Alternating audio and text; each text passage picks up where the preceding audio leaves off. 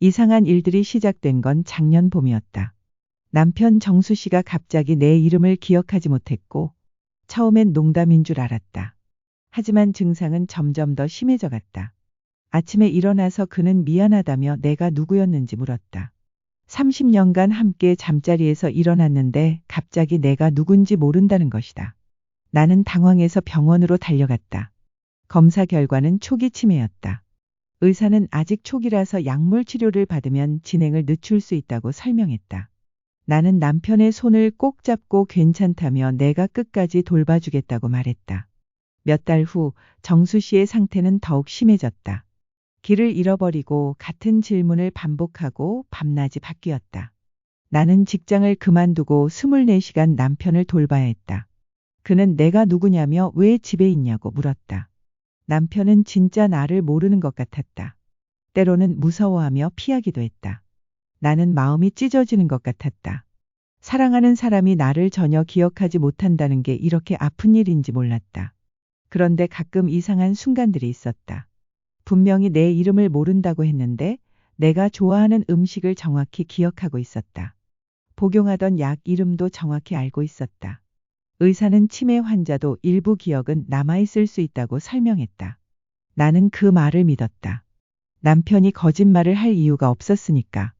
어느 날 정수 씨가 갑자기 집에 가고 싶다고 했다.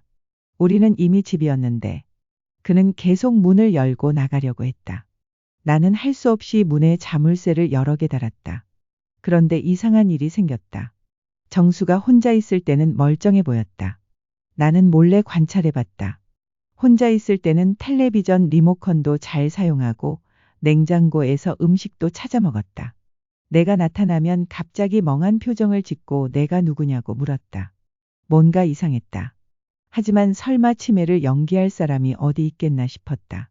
어느 날 밤 정수 씨가 잠든 줄 알고 화장실에 갔다 왔는데 그가 휴대폰을 보고 있었다. 내가 나타나자 급히 휴대폰을 숨기고 다시 잠든 척했다. 며칠 후 나는 정수 씨의 휴대폰을 몰래 확인해 봤다. 그런데 놀라운 것을 발견했다. 최근까지 누군가와 문자를 주고받고 있었다. 그것도 아주 정상적인 대화였다.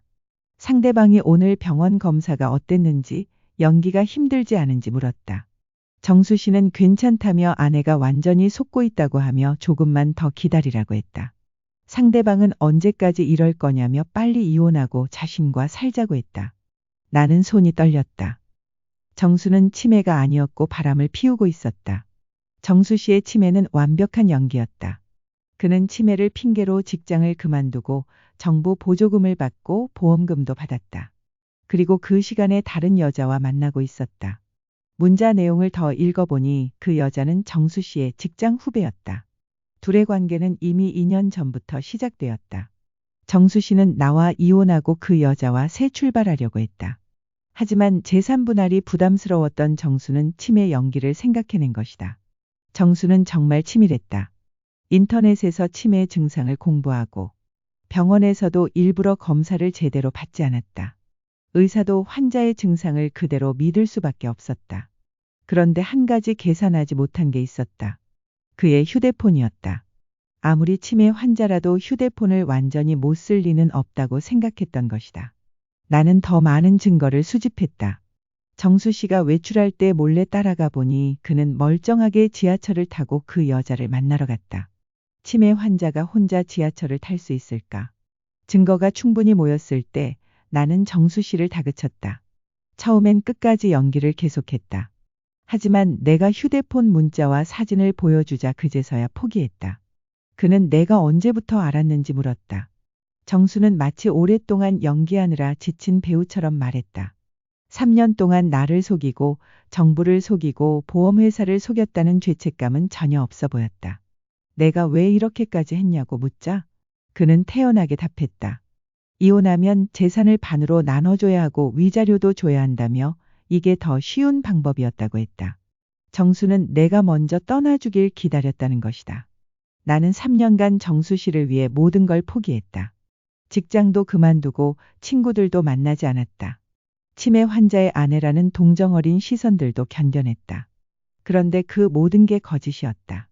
정수 씨는 내가 고생하는 모습을 보면서도 연기를 계속했다. 내가 울면서 평생 돌봐줄게 라고 말할 때도 마음이 움직이지 않았다. 오히려 계획이 잘못되어 간다고 생각했을 것이다. 가장 화가 난 건 돈 문제였다. 정부 보조금과 보험금을 부정하게 받은 것도 문제지만 내가 생활비를 벌기 위해 밤늦게 일했던 것들이 모두 헛수고였다. 나는 즉시 보험회사와 동사무소에 신고했다. 정수 씨는 사기죄로 고발되었다. 그가 받은 보조금과 보험금은 모두 환수되었다. 치매 연기를 도운 그 여자도 공범으로 처벌받았다. 이혼 재판에서 정수는 위자료를 물어줘야 했다. 3년간의 사기 행각 때문에 재산분할에서도 불리한 판정을 받았다. 결국 그가 피하려던 재산 손실보다 더 큰 피해를 입었다. 남편은 마지막에 후회했지만 이미 늦었다. 나는 지금은 혼자 살고 있다. 처음에는 30년간 함께 살던 사람이 완전히 다른 사람이었다는 충격에서 벗어나기 힘들었다. 하지만 시간이 지나면서 오히려 홀가분해졌다. 그동안 치매 환자를 돌본다는 핑계로 사람들을 만나지 않았는데 이제는 자유롭게 친구들과 만날 수 있다. 그만뒀던 일도 다시 시작했다. 가끔 생각해보면 남편의 연기는 정말 완벽했다. 전문 배우도 3년간 같은 연기를 계속하기는 어려웠을 것이다. 그런 에너지를 다른 곳에 썼다면 더 나은 삶을 살 수 있었을 텐데.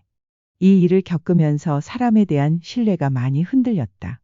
30년을 함께 산 사람도 이렇게 완벽하게 속일 수 있다는 것이 무서웠다. 하지만 세상 모든 사람이 남편 같지는 않다는 것도 알았다. 주변 사람들은 어떻게 3년간 모를 수 있었냐고 묻는다. 하지만 사랑하는 사람이 거짓말을 할 거라고는 생각하지 못했다. 특히 병을 핑계로 거짓말을 한 것은 더욱 의심하기 어려웠다. 남편은 내 선량함을 악용했다. 아픈 사람을 돌보는 것이 당연하다고 생각하는 나의 마음을 이용해서 자신의 이익을 챙긴 것이다. 이제는 누구든 쉽게 믿지 않는다.